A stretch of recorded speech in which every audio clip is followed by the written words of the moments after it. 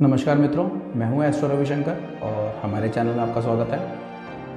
साथियों, पिछला वीडियो मैंने जैसे कोरोना वायरस पे बनाया था और उसमें मैंने ज्योतिष का क्या उसके बारे में व्यू है और साइंटिफिकली कैसे हमने उसको कोरोना वायरस से कनेक्ट किया या कॉम्प्रिहेंसिवली पूरा एक वीडियो मैंने कोरोना वायरस पे बनाया था, जिसमें वो साइंस, ज्योतिष और जनरल परसेप्शन से कैसे कनेक्ट होता है वो उस चीज़ के ऊपर था और काफ़ी अच्छा हमें रिस्पांस मिला उस वीडियो का।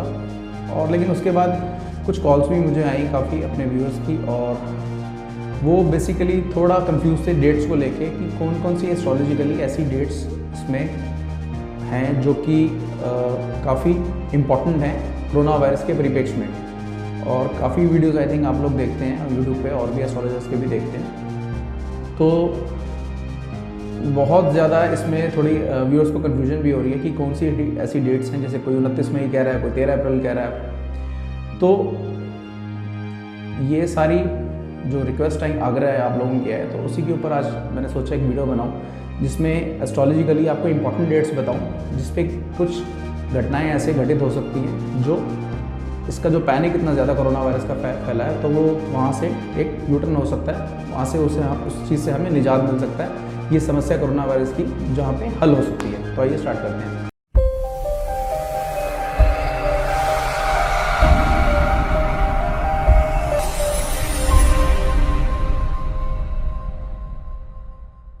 देखिए, एस्ट्रोलॉजिकली अगर मैं बात करूं ज्योतिष के हिसाब से, जैसे 5 नवंबर 2019 को गुरु बृहस्पति धनु राशि में आते हैं और 30 मार्च जो अब आ रही है सुबह 5:50 में वहाँ से वो फिर मकर राशि में प्रवेश करेंगे।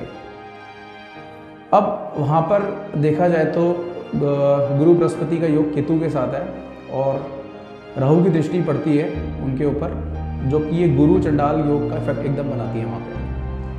तो केतु के साथ भी कंजक्शन है, तो केतु के साथ केतु एलर्जी का भी कारक माना जाता है, और जितनी भी एलर्जिक कंडीशंस होती हैं, फ्लूज होते हैं, इसमें कहीं ना कहीं केतु का भी हाथ होता है। लेकिन राहु की दृष्टि जब पड़ती है तो चीज़ें बड़ी डिसेप्टिव हो जाती हैं, इल्यूजन क्रिएट कर देता है, डायग्नोसिस नहीं हो पाती चीज़ की या उसकी दवा नहीं मिल पाती। और अब 30 मार्च सुबह 5:50 पर अगर गुरु बृहस्पति एंटर जैसे करते हैं मकर राशि में, तो मेरे हिसाब से और 1 से 2 दिन उन्होंने एक पर्टिकुलर डिग्री पे जाने में लगेंगे जहाँ से वो इफेक्ट अच्छा दिखाना स्टार्ट करेंगे। तो 1-2 दिन और आगे मान लीजिए, वहाँ से बाद चीज़ें हो सकता है कुछ हमें बेहतर होती दिखाई दें, और मुझे काफ़ी उम्मीद है इस बात की। और फिर 13 अप्रैल को सूर्य भी मेष राशि में जाकर उच्च हो जाएंगे। और देखिए, मैंने जैसे पिछले वीडियो में भी बताया था कि सूर्य की रोशनी अगर और सूर्य की गर्मी जहाँ बढ़ती है वहाँ पर, तो नेगेटिव एंटिटीज़ हो गई, वायरसेस हो गए, या जितने भी रजोगुणी चीज़ें होती हैं वो वहाँ पे नहीं रह पाती, वहाँ से उनका पलायन होना स्टार्ट हो जाता है। और एक चीज़ और है यहाँ पर कि जैसे गुरु बृहस्पति का रोल इसमें मैं काफ़ी हद तक इम्पोर्टेंट मानूंगा यहाँ पे, क्योंकि अब 30 मार्च को अगर जैसे ही वो 5:50 पर सुबह एंटर कर रहे हैं अपना मकर राशि के अंदर, तो यहाँ पे वो मकर राशि में जो ऑलरेडी मंगल और शनि की युति है, शनि अपनी स्वराशि मकर में यानी बैठे हुए हैं और मंगल एग्जॉल्टेड होके यानी कि उच्च होके वहाँ पर बैठे हुए हैं ऑलरेडी। तो बृहस्पति के मकर राशि में आने से यहाँ पे नीच भंगराज योग बनता है। अब इस नीच भंगराज योग का देखिए रेलेवेंस इस तरीके से भी हम इसको कनेक्ट कर सकते हैं यहाँ पे कि जो बीमारी की जो नीचता है गुरु बृहस्पति के मकर राशि में आने से भंग हो जाएगी, तो नीच भंगराज योग बन जाएगा। भंग होने का मतलब उस बीमारी को कि या तो उसकी कोई दवा मिल जाएगी हमें ऐसी, उसका उपचार होना स्टार्ट हो जाएगा, कुछ टाइम नहीं लग रहा है। और मुझे तो बहुत जल्दी ये चीज़ नज़र आ रही है कि ये चीज़ हो सकती है।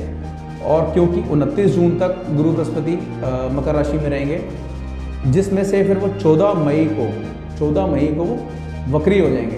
तो यानी कि 30 मार्च से लेकर सुबह 5:50 से लेकर 14 मई तक जब तक वो वक्री नहीं हो जाते, इस दौरान मुझे उम्मीद है कोई ना कोई इसका उपचार या इसकी दवा मिल जानी चाहिए। और फिर 30 जून को वो वापस वक्री, जैसे वो 14 मई से हो जाएंगे तो 30 जून को वापस धनु राशि में प्रवेश कर जाएंगे। और फिर 13 सितंबर 2020 को ये फिर से मार्गी होकर 20 नवंबर 2020 को ये वापस 1:22 दोपहर को वापस मकर राशि में आ जाएंगे और फिर वो वहाँ पर 5 अप्रैल 2021 तक संचार करते रहेंगे। तो और राहु केतु की यहाँ पे देखिए रेलेवेंस नहीं भूलनी चाहिए हमें, इनका इंपॉर्टेंस नहीं भूलना चाहिए, क्योंकि राहु अगर देखा जाए तो 7 मार्च 2019 से मिथुन राशि में है और केतु भी 7 मार्च 2019 से धनु राशि में है। और ये यहाँ से 23 सितंबर को राहु वृषभ राशि में और केतु वृश्चिक राशि में चले जाएंगे और ये अपनी उच्च की राशियों में चले जाएंगे। तो पूरे वर्ल्ड के परिप्रेक्ष्य में मैं अगर बात करता हूँ तो मुझे लगता है अक्टूबर आते आते तक ही पूरा इस चीज़ से निजात मिलने वाला है, पूरे वर्ल्ड को अगर पूरी दुनिया की बात करूँ। और अगर मैं अपनी कंट्री इंडिया के परिप्रेक्ष्य में इसको मैं सिर्फ बात करता हूँ अगर इसकी, तो मुझे लग रहा है कि ये 13 अप्रैल तक, अब 30 मार्च से 13 अप्रैल की जो अवधि है, इस दौरान ये काफ़ी इंपॉर्टेंट है और इसकी फर्टिलिटी कम हो जाएगी और इंडियंस की इम्यूनिटी काफ़ी हद तक वर्ल्ड में बहुत स्ट्रॉन्ग मानी जाती है, क्योंकि यहाँ देखिए फ्लूज और इन्फ्लुएंजास बहुत जल्दी होते हैं क्योंकि सीज़न चेंज होता है। तो हमारे बॉडी का जो सेल्फ डिफेंस मैकेनिज्म है वो अडॉप्ट हो चुका है इस तरीके से थोड़ा बहुत। प्लस हमारा जो खान पान है उसमें बहुत स्पाइसेस हर्ब्स यूज़ होती हैं, जैसे कि हल्दी हो गई, तुलसी जी का हम यूज़ करते हैं, आंवला हो गया। आंवला तो बहुत अच्छा माना जाता है बॉडी के लिए, विटामिन सी भी होता है उसमें काफ़ी, और विटामिन सी की चीज़ें काफ़ी लेते हैं। काली मिर्च हो गई, दालचीनी हो गई, जावित्री हो गई, सौंठ हो गई, अदरक हो गया, लौंग, जीरा, इलायची, ये सारी चीज़ें देखिए हमारे रोज़मर्रा की हमारी जो डाइट होती है उसमें हम यूज़ करते हैं और ये बॉडी के लिए बहुत अच्छी होती है और उनमें anti viral anti bacterial properties होती हैं इसमें काफ़ी अच्छी। तो आयुर्वेद का साथ देखिए हिंदुस्तान में हिंदुस्तानियों के साथ बहुत टाइम से रहा है, तो आयुर्वेद से हमें बहुत लाभ मिलता रहा है। प्लस हिंदुस्तानी थोड़े ज़मीन से भी ज़्यादा जुड़े हुए लोग हैं और काफ़ी हमारी जो पॉपुलेशन है वो गांव में है, तो ज़मीन से जुड़े हुए यानी एग्रीकल्चर से जुड़े हुए, मेहनत से जुड़े हुए जो लोग होते हैं, तो इनकी बॉडी की इम्यूनिटी काफ़ी स्ट्रांग होती है। सादा खाना और सात्विक भोजन करना, तो ये हमारी जीवन शैली रही है और खान पान का हमारा एक तरीका रहा है। और देखिए एक इम्यूनिटी जो कि होती है, डेवलप होती है किसी की भी इम्यूनिटी, वो कभी भी एक दिन में नहीं होती। It gradually takes some time, धीरे धीरे वो बनती है।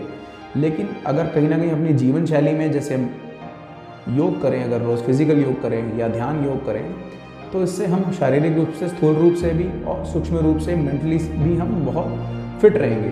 तो मेंटली और फिजिकली इंसान जो फिट रहता है तो उसको इतनी ज़्यादा किसी भी चीज़ से, बीमारी से इतनी जल्दी दिक्कत नहीं आती। और कुछ चीज़ें हम जैसे और एक्स्ट्रा इंक्लूड कर लें अपनी जीवन शैली में, जैसे वॉक करना हो गया, सुबह सैर पर जाएं, व्यायाम करें, 5 से 7 किलोमीटर मैं तो कहूँगा डेली अगर आप वॉक करते हैं तो आपका बॉडी का जो मेटाबॉलिज्म है बहुत अच्छा हो जाता है, हाई हो जाता है। प्लस जो रोग प्रतिरोधक शक्ति होती है वो बढ़ जाती है, इम्यूनिटी पावर एकदम बहुत ज़बरदस्त तरीके से बूस्टअप हो जाती है। प्लस सुबह ब्रेकफास्ट में कोशिश कीजिए अपने इंटेक ऑफ फ्रूट्स काफ़ी अच्छा रखिए हमेशा, और मैदे से बनी हुई जो भी चीज़ होती है या फैक्ट्री फूड होता है जैसे बिस्किट्स वगैरह होती है, जो फैक्ट्री से जो चीज़ें निकलती हैं आप उसको कोशिश कीजिए अवॉइड कीजिए। रॉ शुगर जो होती है, रॉ शुगर और रॉ सॉल्ट ये बॉडी के लिए हार्मफुल होते हैं, तो इसका भी इंटेक कम से कम कोशिश कीजिए, रखिए इसको। और अब सारी डेट्स जैसे मैं आपको इम्पोर्टेंट बता चुका हूँ और मुझे तो काफ़ी उम्मीद है कि कोई ना कोई उपचार भी इसका जल्दी मिलने वाला है। तो इंडियन परिप्रेक्ष्य में अगर मैं इसकी बात करता हूँ तो 30 मार्च के बाद कुछ रिलीफ की तरफ हम जाने चाहिए। 13 अप्रैल से वो रिलीफ जो होगा बहुत और स्ट्रॉन्ग हो जाएगा और फिर मेरे हिसाब से 14 मई तक वो रिलीफ बरकरार होता हुआ काफ़ी हद तक हमारी कंट्री नॉर्मल होनी स्टार्ट हो जाएगी। तो ये इंपॉर्टेंट डेट्स हैं जो मैंने आपसे डिस्कस करी। और इम्यूनिटी इंडियंस की स्ट्रॉन्ग है, लेकिन ये कहने का मेरा मतलब ये नहीं है कि आप जो लॉकडाउन चल रहा है उसको तोड़ें। आप बिल्कुल अपने घर के अंदर रहिए। देखिए prevention is better than cure. तो ये क्योंकि कम्युनिकेबल डिजीज़ तो है, बड़ी कंटेजियस है, बहुत जल्दी फैल रही है, तो ठीक है इम्यूनिटी अगर अच्छी भी है हमारी तो क्यों खामखा का हम उससे कोई दिक्कत क्रिएट करें। तो हम खुद भी सेफ़ रहें, अपने घर वालों को भी सेफ़ रहें और घर के अंदर रहें जब तक लॉकडाउन है। इससे हमारी कंट्री का भी भला होगा और बाकियों का भी भला होगा। और लॉकडाउन में देखिए जो हमारे माननीय प्रधानमंत्री जी ने बोला है ये हमारी सेफ्टी के लिए बोला है और इसको हम समझ सकता हूँ सबको दिक्कत हो रही होगी, काम धंधे की भी दिक्कत हो रही होगी, घर में बैठना भी बड़ा मुश्किल हो रहा होगा, लेकिन ये सब हमारी कंट्री की सेफ्टी के लिए है। तो ये चीज़ हमें हमेशा ध्यान में रखनी पड़ेगी इस बारे में। और ये जो कोरोना वायरस है ध्यान रखिए ये एक तरीके का फ्लू, वायरल फ्लू ही है ये। बट ये है कि कंटेजियस है बहुत ज़्यादा, बॉडी जल्दी फैल जाता है। और कई लोग कहते हैं कि इटली में बहुत मौतें हो रही हैं, तो वो कैसे हो रही है इतनी ज़्यादा? देखिए, इटली में जो इसका फर्टेलिटी रेट है 10% है, जबकि WHO के हिसाब से जो ओवरऑल वर्ल्ड का 3.4% है, तो उस हिसाब से बहुत ज़्यादा है। लेकिन यहाँ पर एक आंकड़े मैं आपके सामने प्रस्तुत करता हूँ कि जो बुज़ुर्गों की जो वहाँ पर परसेंटेज है वो 23% है।